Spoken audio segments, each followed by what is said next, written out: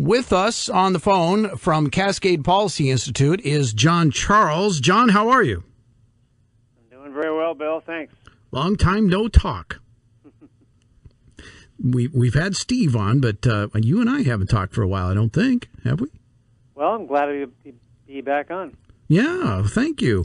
Got you on because Lydia White, who is a research associate at Cascade Policy, wrote this article recently entitled "Oregon's Affordable Housing Crisis Can Be Attributed to Restrictive Land Use Policies." And I love that title because I served on the now defunct Rural Communities Land Use and Water Committee, and I heard a lot of land use bills, and though my head hurt every time, I understand we have a problem in Oregon, don't we?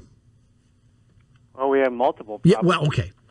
Let's just talk about this one for now. This one, it's not only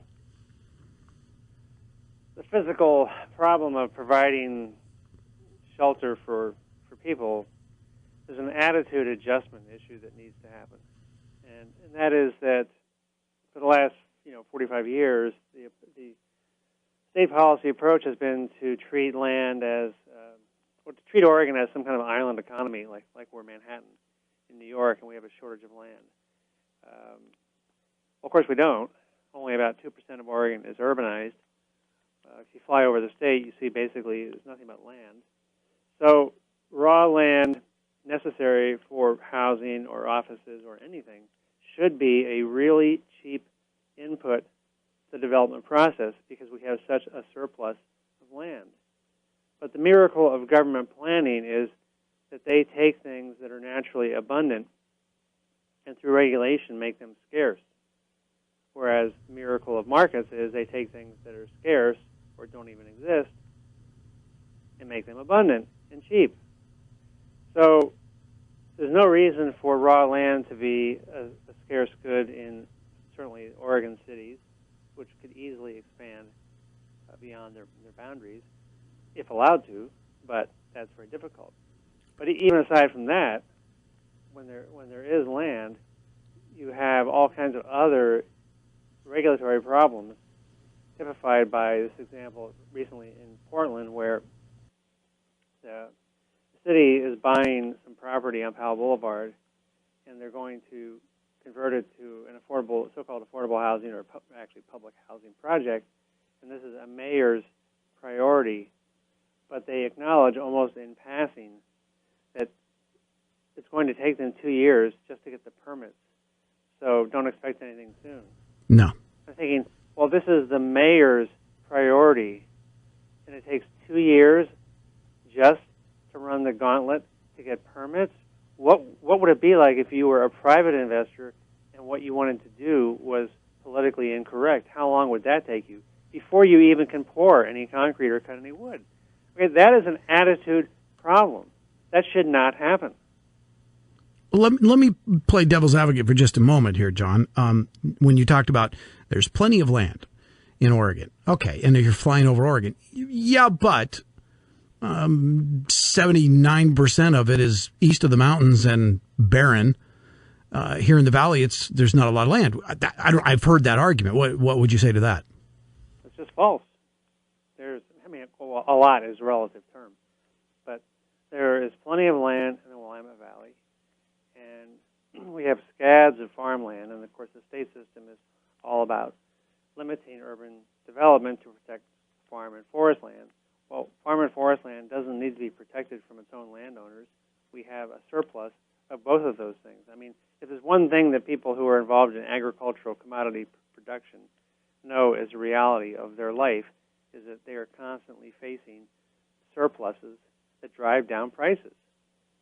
So, and the land use system makes it worse. So, there's just simply not a shortage, even if you want to pull off the list, lands that are ecologically extremely interesting or maybe even unique. But that's a very tiny part of the land base. Okay, and John, I need to ask you something. For some reason, you're fading in and out a lot. If you could just go right on into your receiver when you're speaking. I don't know why. We're losing some of you. Okay, so let me, again, John Charles from Cascade Policy Institute, Land Use. Okay, so I have a lot of friends in agriculture. I'm a big proponent of agriculture, and of course, they are on the fence on some of this land use stuff.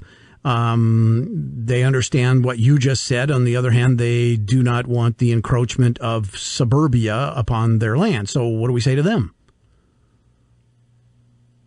Well, I don't think they're any different than any other person or group in the regulatory arena. Every time the government intervenes, you certainly can create winners and losers. And there are farmers who make those arguments that we should create these boundaries so that we can have artificially cheap land and we don't have interference, etc. And I just not really am persuaded by that. I think if you're a farmer, then you should control your externalities, as they're known. And if necessary, that might mean buying up some extra land on the periphery and doing essentially nothing with it, but using it as your own buffer for noise, for dust, for pesticide drift, because around you other farmers have decided to get out of the business and they're growing row houses instead of row crops. Well, good for them. I don't really think just because what you do is a great thing, and farming is a great thing, that entitles you to manipulate everyone else's land for your own benefit.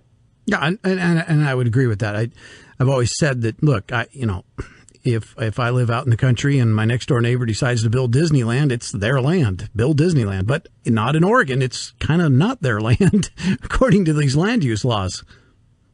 Yeah, I mean, in Oregon, a friend of mine at the Cato Institute, Randall O'Toole, I think calls it the new feudalism, in which, well, technically you can own the land, but you really can't do much with it until you go through this whole torturous system of getting permits, and chances are you're going to be told no. And if you look, in thinking about this interview today, I went back and looked at the history of Vanport in North Portland, where during World War II in the early 1940s, as the Kaiser Company was doing this massive shipbuilding, we had a housing crisis that no one today could even imagine. I mean, people were just steaming all over the country to come into Portland to work in the shipyards, and there was literally no place to put them. And Vanport was built in about a year, and as far as the prices, it was built for about, in today's dollars, these apartment units, about $35,000 a unit. And yet, in Portland today, Portlanders have voted to tax themselves to sell bonds in the amount of $258 million. And Ted Wheeler, the mayor, has been instructed to somehow produce 1,300 units with that, which translates into almost $200,000 a unit. That's incredible. That's why that much money yeah. for apartments, and it's going to take years and years. And so, we know from history this can be done if you get a whole bunch of government out of the way. And by the way, when Vanport was built, there was no consultation at all with the city of Portland, Multnomah County, or the state of Oregon. They just did it. It was all done essentially on contract with the federal government. By private enterprise. Doesn't most of this land use thing go back to, what was it, Senate Bill 100? Does that sound right? Yes. Although, it's not unique to Oregon. California has a horrendous problem. Much of New York, New Jersey, parts of the East Coast, Hawaii, have huge problems with large blocks of land that are simply off limits to development. And when you take something and you create basically an urban cartel of buildable land, what is the purpose of any cartel?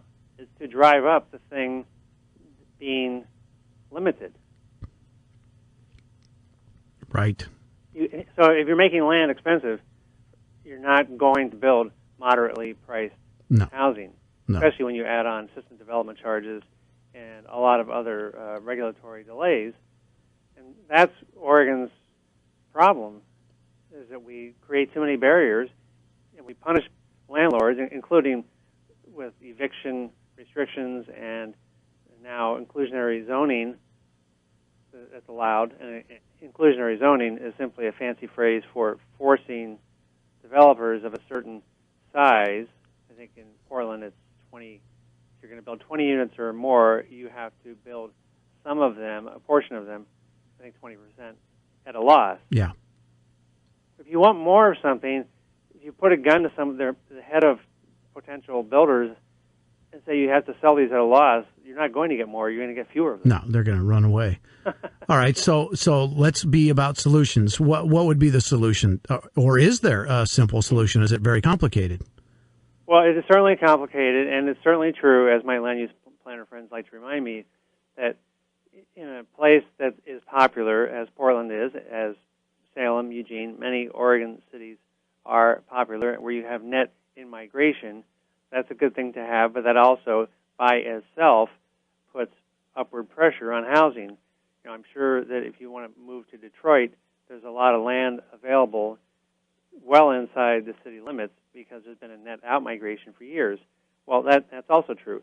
So part of it is that Oregon is a popular place to live, and we like that, but that puts upward pressure. But don't put gasoline on the fire by then creating a cartel of buildable land and a lot of expensive regulations, taxes, and fees that make it very difficult to produce the thing that you say you need, which is more housing, and not just apartments, housing of all types.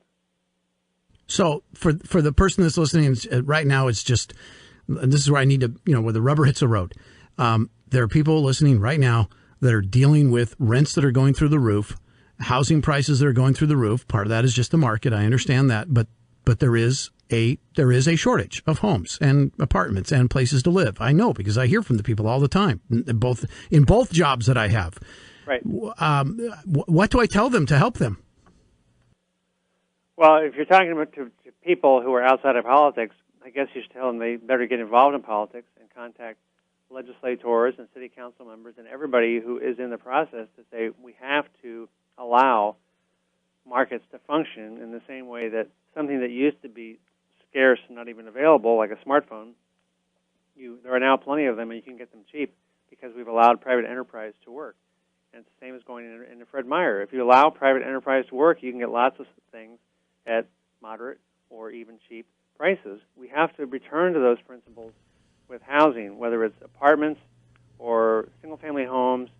We have to look to the entire checklist of things involved: access to capital, access to land, access to labor, et cetera, et cetera. And wherever we find a barrier to entry or something that is restrictive or creates a premium price, we have to ask ourselves, is that a natural thing or is that artificial? If it's artificial, if it's intervention, if it doesn't serve a purpose, then get rid of it. Yeah. Get rid of all these barriers to allow the market process to work as efficiently and effectively as possible. And we will probably get a lot more production, and we'll have the same results as you find in Atlanta or Houston or even Chicago, where it's relatively very easy to build, and when you have supply keeping up with demand, then houses don't become super expensive. Right. All right. Well, that's why you guys are the free market, public thinking, public policy research organization that you are, Cascade Policy. John Charles with us. Go, please look at the article at cascadepolicy.org. It's also up at OregonCatalyst.com. All right, John, thanks for, it's a complicated subject. It's hard to do in just a few minutes, but, we scratched the surface a little bit. I think we gave people some things to think about. Yeah, Thanks absolutely. for having me on, Bill. Thank you. All right, there you go. It is a very complicated situation, but I think we could make it less complicated with some legislation and some movement by county and city councils and so on and so forth. But perhaps we'll come back to that another time.